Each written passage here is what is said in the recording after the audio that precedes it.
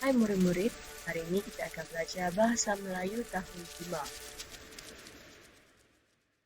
Kita akan berfokus pada kemahiran membaca. Standard kandungan pada kali ini iaitu 2.3 membaca dan mengapresiasi pelbagai bahan sastra dan bukan sastra. Seterusnya, standard pembelajaran kita 2.3.1 iaitu membaca dan meneliti kandungan teks karya sastra dan karya bukan sastra untuk membuat rumusan. Objektif kita adalah untuk meneliti kandungan teks karya sastra dan karya bukan sastra serta membuat rumusan berdasarkan teks karya sastra dan bukan sastra. Terdapat dua jenis teks yang kita akan perhatikan. Yang pertama, pidato bertajuk Warga Emasku Terpelihara dalam buku teks Bahasa Melayu tahun 5 jilid 2, muka surat 110 dan juga pantun yang bertajuk Sayangi Warga Emas, muka surat 111.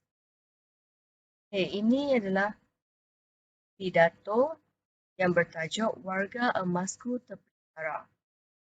Kita baca sama-sama ya murid-murid.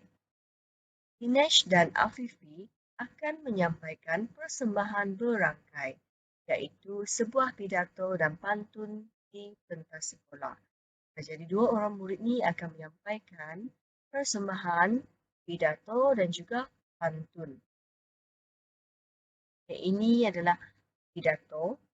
Teks yang pertama iaitu pidato. Selamat pagi dan salam sejahtera guru-guru dan rakan-rakan yang saya kasihi.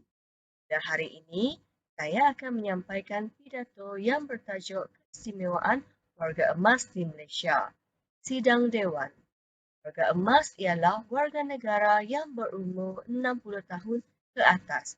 Menurut Jabatan Perangkaan Malaysia, anggaran golongan ini pada tahun 2019 meliputi 10.3% daripada jumlah penduduk negara.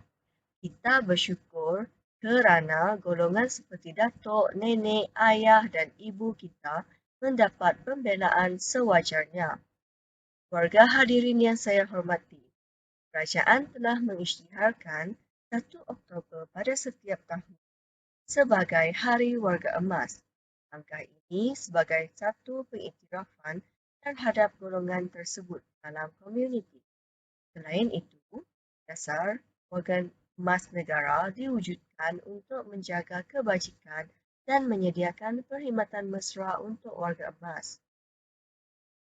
Antara perkhidmatan untuk warga emas termasuklah bantuan kewangan, menubuhkan pusat aktiviti warga emas dan unit penyayang warga emas. Pemberian alat sokongan dan alat tiruan anggota badan juga disalurkan.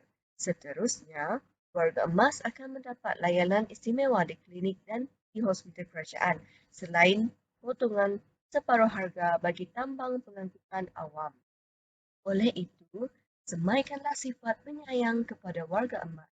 Mereka berhak mendapat pembelaan dan pengiktirafan. Mereka perlu kekal aktif untuk menabur bakti ke arah pembangunan negara dan bangsa. Akhir kata, selamat menyambut Hari Warga Emas. Saya berharap semoga kita berjumpa lagi di pentas pidato ini. Sekian, terima kasih.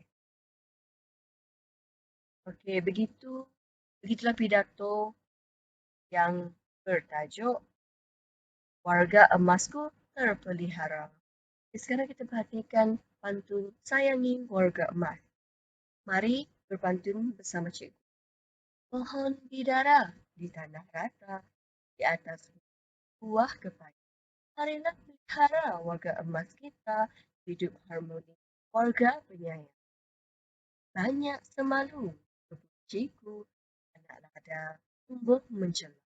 Persilakan dahulu warga emasku, saya muda biarlah beranak. Muara langat nampak berbayang, indah muara berlabuh basrah. Warga emas ingat dan sayang, hidup terpelihara negara sejahtera. Cuk pegagal, hijau di muara, dikutip saudara, makan sedulang. kebajikan warga, keutamaan negara, rakyat sejahtera, makmur, cemerlang.